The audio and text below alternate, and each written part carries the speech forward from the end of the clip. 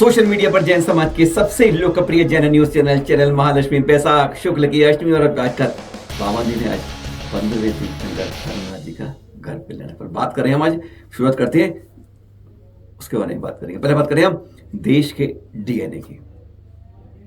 हम सबका डीएनए एक है और उसके जज्बा दिखाना पड़ता है तब वो 500 साल में जाकर अयोध्या में राम मंदिर बन पाता है। इसलिए शौर्यता दिखानी होगी, बिलों में मत घुसना होगा। ऐसा अपनी प्रवचन के अंदर आचार्य सुनील सागर जी ने जब अजमेर में थे तब उन्होंने स्पष्ट कह दिया था। आरएस वाले सामने थे, अन्य लोग थे, हजारों सामने, उन्होंने कोई भेदभाव नहीं रखा और अपनी बात को सीधा सीधा मुखरित रूप से कहा हमारे देश के डीएनए के बारे में और कैसे हमें बिलों से निकलना होगा, शौर्यता दिखानी होगी। सुनते हैं जरा। देखिए, कोशिश करने से सब कुछ होता है। 500 साल के संघर्ष के बाद प्रभु अपने आसन पर विराजे कि नहीं विराजे श्री राम मंदिर में।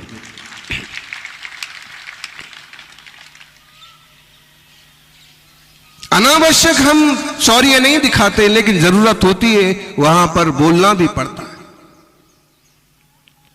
हम सब में आत्मदृष्टि रखते हैं, लेकिन जो एक ग्रस्त है ना, ग्रस्तों का अपना धर्म होता है। अगर उनके धर्म पर, उनके परिवार पर, उनके आयतनों पर कोई आक्रमण करता है तो उन्हें वापस उसका जवाब भी देना होता है।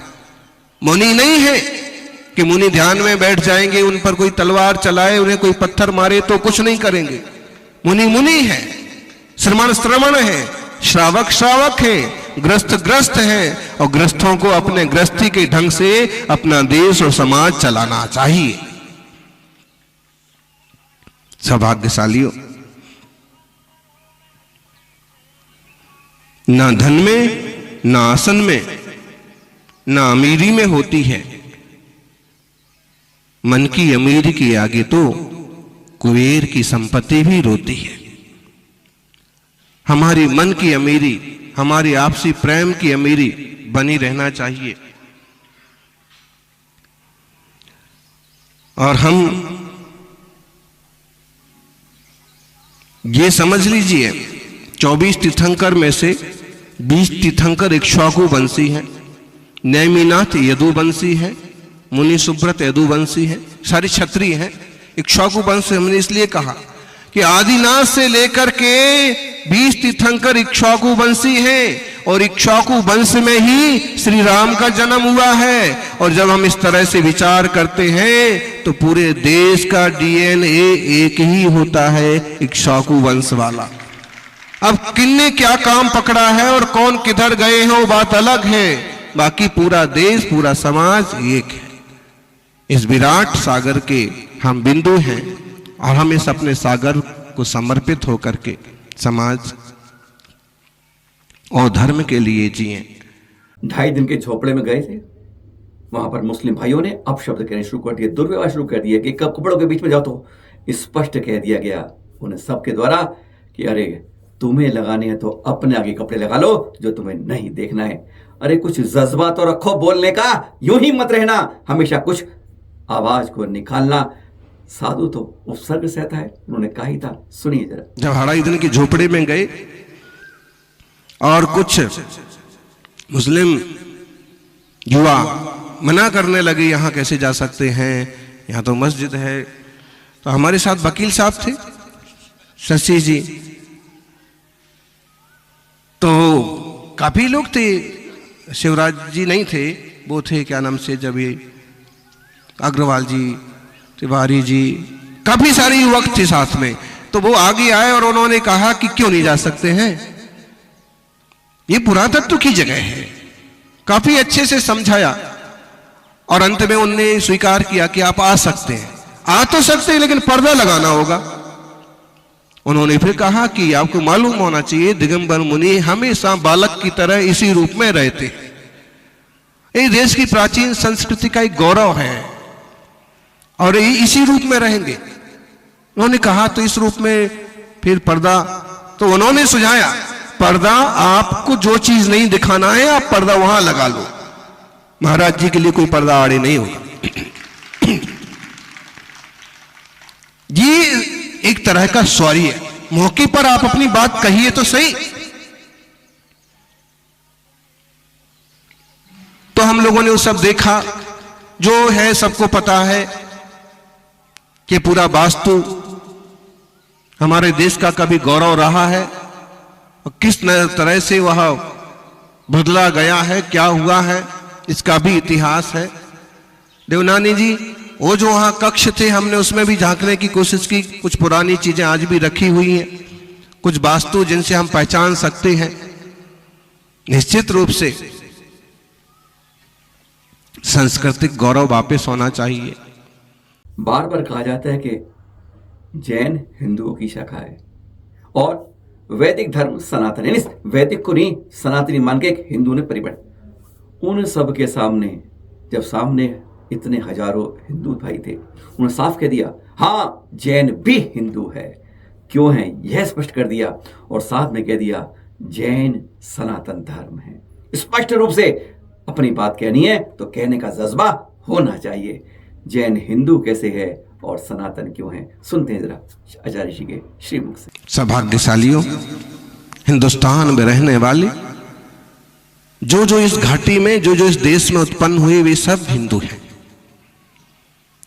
गिरनार जी के मुद्दे को लेकर के वहां दैमीनाथ की मोक्षस्थली है, सुंदर सी प्रतिमा पहाड़ में खुदी हुई है, चरण बने, वहां थोड़ी आपस में खींचतान चलती है।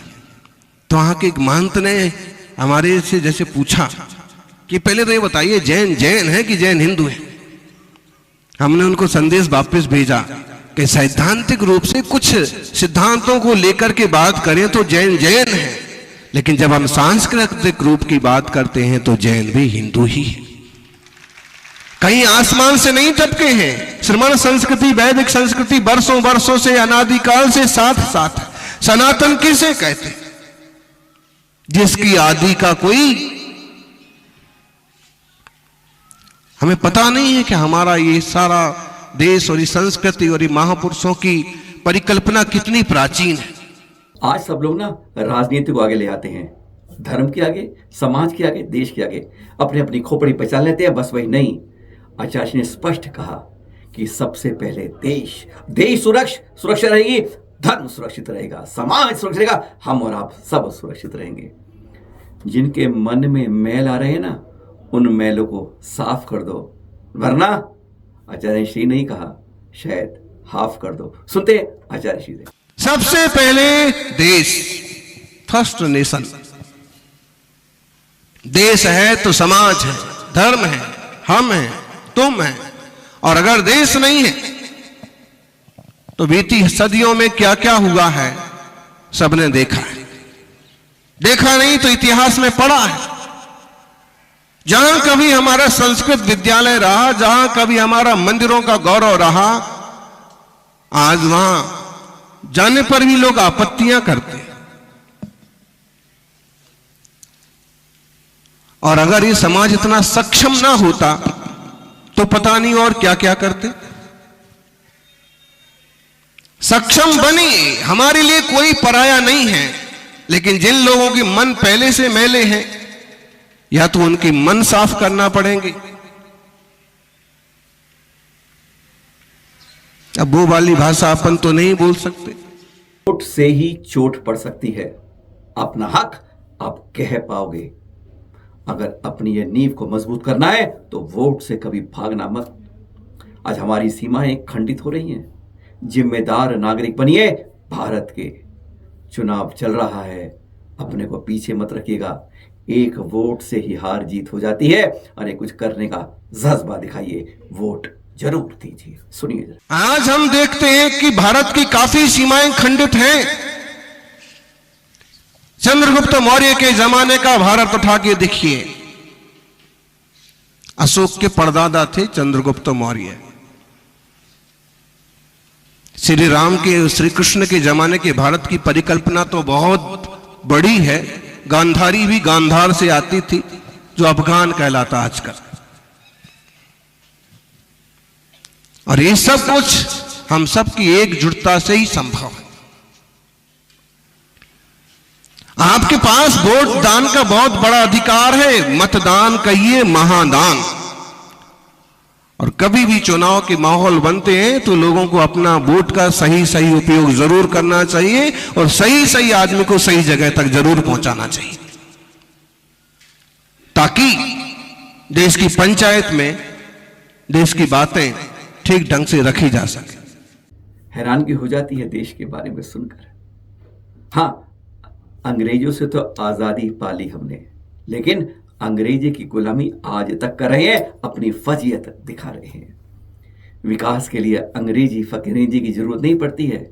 जर्मनी देखो, चीन देखो, जापान देखो, अरे उन्होंने अपनी राष्ट्रभाषा पर गौरवान्वित करके, अपनी मातृभाषा में करके कैसा विकास किया है। अरे हिंदी है, उड़िया है, बंगाली है, पंजाबी है, मराठी है, तमिल में आ जाओ, कन्नड़ में आ जाओ, तेलुगु में आ जाओ। हम अपनी भाषा को क्यों नहीं करते हैं, अपनी देश की भाषाएं, अपने विकास क्यों नहीं करते हैं, अंग्रेजी के गुलाम क्यों बनते हैं? सुनिए। अंग्रेजी के गुलाम बहुत लोग हैं। इस सरकार के पहले गहलोत जी की सरकार थी, जयपुर में उनका आना हुआ। हमने उनको कहा कि इतने सारे इतने सारे अंग्रेजी स्कूल क्यों खोल दिए? अंग्रेज तो बड़ी मेहनत करके और भाषा के गुलाम बनाते थे, दिन में 5-25 बनाते थे। आपने तो स्कूल खोल करके पूरे समाज को अंग्रेजी का गुलाम बनाने की पाठशाला खोल दी। उनने अपनी कुछ दलीलें दी, लेकिन हमने कहा कि नहीं, हमारी अपनी भाषा है, भारतीय भाषा है, हिंदी भाषा है। और ध्यान रखिए, चाहे वह जर्मनी हो चाहे जापान हो, जिन देशों ने बहुत तरक्की की है उन लोगों ने अपनी भाषा में काम करके ही तरक्की की। हम अंग्रेजी या दूसरी भाषाओं के कट्टर विरोधी नहीं हैं। आप 1000 भाषाएं सीखिए, लेकिन आपकी मातृभाषा सबसे पहले होना चाहिए। आपकी प्रांतीय भाषा दूसरे नंबर पर होना चाहिए। और चाहे तो आप हमारे दादा गुरु महावीर कीर्ति की तरह 18 भाषाओं में बोलो, कौन मना करता? चाहो तो हमारी तरह 8-10 भाषाओं में बात करो, कोई मनाही नहीं है। लेकिन सबसे पहले जो आपकी मूल भाषा है, जो वर्तमान में चल रही है, मातृभाषा हिंदी, संस्कृत, प्राकृत, और विस्तार करते जाइए, तमिल, तेलुगु, गुजराती, मराठी। अकेले अंग्रेजी के दीवाने मत बनो। आचार्य मंच खुले मन से स्पष्ट कह दिया कि इस देश का नाम भारत है। अरे कहने की बात है, इंडिया हार गया और भारत जीत गया। भारत किसके नाम पर पड़ा? और आज उन्होंने स्पष्ट कहा, पहचानो किसके नाम पर पड़ा, और अब जिम्मेदारी है कि भारत को हम सुभारत बनाएं। सुनिए जरा खरी खरी। विज्ञान भवन में हमने एक G20 में जो इंडिया को भारत बोल के संबोधित किया, उसको लेकर के हमने एक बात कही, गुलामी की शब्दावली का एक शब्द और बीत गया। गुलामी की शब्दावली का एक शब्द और बीत गया, इंडिया हार गया, भारत जीत गया। हमारा आशा उसमें इतना है कि हम अपने देश को भारत कहना ही पसंद करते हैं। हमारे 18 पुराणों में से 12 पुराणों में उद्घोष है, इस धरती पर एक ऋषभदेव नाम के महापुरुष हुए, जैनों में जिन्हें पहला तीर्थंकर आदिनाथ माना जाता है। श्रीमद् भागवत के 8वें अध्याय में जिनकी बड़ी लंबी चर्चा है, उनके पुत्र थे भरत, और वो प्रतापी चक्रवर्ती भरत के नाम से देश का भारत नाम पड़ा। लोग भारत नाम भूलेंगे नहीं, क्योंकि फिर श्री राम के भाई भरत हुए।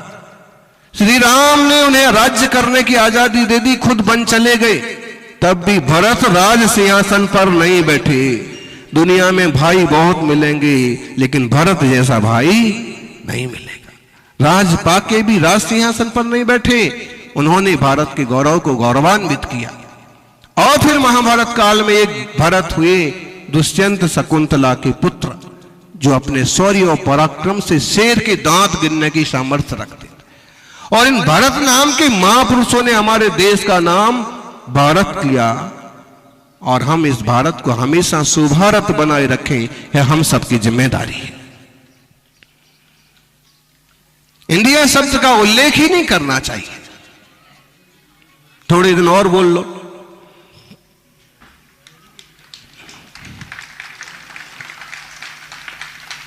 बाकी तो हम अपनी अस्मिता, अपने गौरव को हासिल करेंगे। सौभाग्यशालियों, इस बारे में और भी जानकारी देंगे आपको, इस प्रवचन के बारे में क्या क्या कहा। बहुत खरी खरी बातें स्पष्ट जो हमें दिल में उतारनी चाहिए, अपनी बातों में निकालनी चाहिए। पर अब बात करें 15वें तीर्थंकर धर्मनाथ जी की। उस समय ना धर्म का विच्छेदन थोड़ा थोड़ा समय होता रहा था, इससे पहले भी हुआ। 14वें तीर्थंकर अनंतनाथ जी के लगभग 4 सागर बाद सरवार सिद्धि विमान से आप आते हैं रत्नपुरी के महाराजा भानुराज की महारानी सुव्रत के घर में आज ही के दिन बैसाख शुक्ल अष्टमी को। कहते इससे 6 माह पहले ही जब सर्वार्थ में ना जब माला मुरझाने लगती है, समझ जाते हैं, तभी सौदरी कहता है कि जाओ इस धरा पर रत्नपुरी के राजमहल में जाके रत्नों की बरसात शुरू कर दो। कुबेर सुन लेता है और आगे शुरू करके बरसात शुरू कर देता है। गर्भ में आने से 6 माह पहले तक से 15 माह तक जन्म कल्याण तक सुबह दोपहर शाम, और कोई कहता है सुबह दोपहर शाम रात 3.5 रत्न एक बार में बरसते हैं। कहते हैं वैभव स्वर्ग का धरा पर उतर आ जाता है। रेवती नक्षत्र में आज ही के दिन आप गर्भ में आते हैं महारानी सुमित्रा जी के 15वें तीर्थंकर धर्मनाथ जी। बोलिएगा 15वें तीर्थंकर धर्मनाथ भगवान जी के गर्भ कल्याण की जय जय जय। फिर मिलेंगे आपके साथ सुबह 8 शाम 8 ठाट बाट के साथ। स्वस्थ रहिए, आनंद से सादर जय जय।